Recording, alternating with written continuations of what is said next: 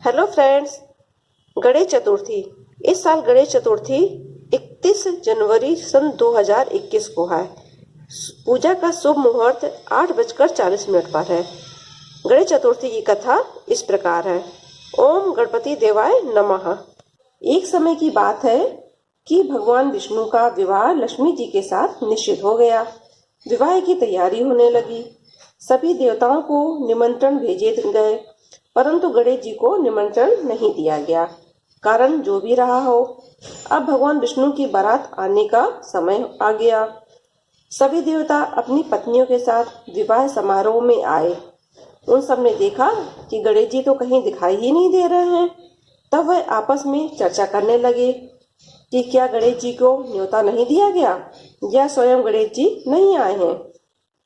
सभी को इस बात पर आश्चर्य होने लगा। सभी विचार करने लगे कि विष्णु भगवान से ही इसका कारण पूछा जाए। विष्णु भगवान से पूछने पर उन्होंने कहा कि हमने गणेश जी के पिता भोलेनाथ जी को न्योता भेजा है, पर गणेश जी को अपने पिता के साथ आना चाहिए। आना चाहे तो आ सकते हैं, नहीं आना चाहे तो नहीं आ सकते हैं, लेकिन हमने उनको अलग से कोई न्योता नहीं दिया है और न ही हमने अलग से न्योता देने की आवश्यकता समझी है। दूसरी बात यह है कि उनको 1.25 मन मूंग, 1.25 मन चावल, 1.25 मन घी, 1.25 मन लड्डू का भोजन दिन भर में चाहिए। यदि गणेश जी नहीं आएंगे तो कोई बात नहीं, दूसरे के घर जाकर इतना सारा खाना पीना अच्छा भी नहीं लगता। इतनी वार्ता कर ही रहे थे कि किसी ने सुझाव दिया, यदि गणेश जी आ भी जाए तो उनको द्वारपाल बनाकर बैठा देंगे। आप घर की याद रखना, आप तो चूहे पर बैठकर धीरे धीरे चलोगे तो बारात से बहुत पीछे रह जाओगे।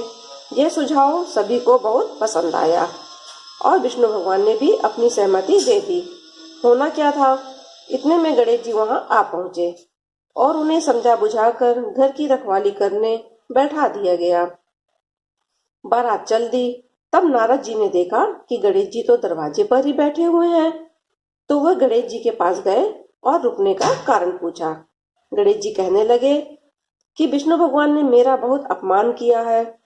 नारद जी ने कहा, आप अपनी मूषक सेना को आगे भेज दो, वह रास्ता खोद देगी जिससे उनके वाहन धरती में धंस जाएंगे। तब आपको सम्मान पूर्वक बुलाना पड़ेगा। तब गणेश जी ने अपनी मूषक सेना जल्दी से आगे भेज दी। सेना ने जमीन पोली कर दी। जब बारात वहां से निकली तो रथों के पहिए धरती में धंस गए। लाख कोशिश करें परंतु पहिए नहीं निकले।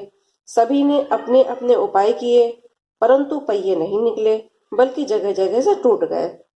किसी के समझ में नहीं आ रहा था कि अब क्या किया जाए। तब तो नारद जी ने कहा, आप लोगों ने गणेश जी का अपमान करके अच्छा नहीं किया। यदि उन्हें मना कर लाया जाए तो आपका कार्य सिद्ध हो सकता है और यह संकट टल सकता है। शंकर भगवान ने अपने दूत नंदी को भेजा और वे गणेश जी को लेकर आए। गणेश जी का आदर सम्मान के साथ पूजन किया गया। तब कहीं रथ के पहिए निकले। अब रथ के पहिए निकल तो गए, परंतु वो टूट फूट गए, तो उन्हें सुधारे कौन। पास के खेत में खाती काम कर रहा था, उसे बुलाया गया। खाती अपना कार्य करने के पहले श्री गणेशाय नमः कहकर गणेश जी की वंदना मन ही मन करने लगा।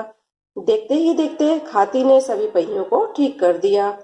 तब खाती कहने लगा, हे देवताओं, आपने सर्वप्रथम गणेश जी को नहीं मनाया होगा और ना ही उनकी पूजन की होगी, इसीलिए तो आपके साथ ये संकट आया है। हम तो मूर्ख हैं, अज्ञानी हैं, लेकिन फिर भी कोई भी काम करने के पहले गणेश जी को पूजते हैं, उनका ध्यान करते हैं। आप लोग तो देवतागण हैं, फिर भी आप गणेश जी को कैसे भूल गए। अब आप लोग भगवान श्री गणेश जी की जय बोल कर जाएं, तो आपके सब काम बन जाएंगे और कोई भी संकट आप पर नहीं आएगा।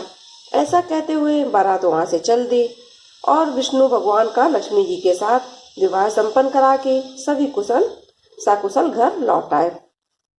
हे गणेश जी महाराज, आपने जैसे विष्णु जी को कारज सारियो, ऐसे कारज सबको सिद्ध कर जो।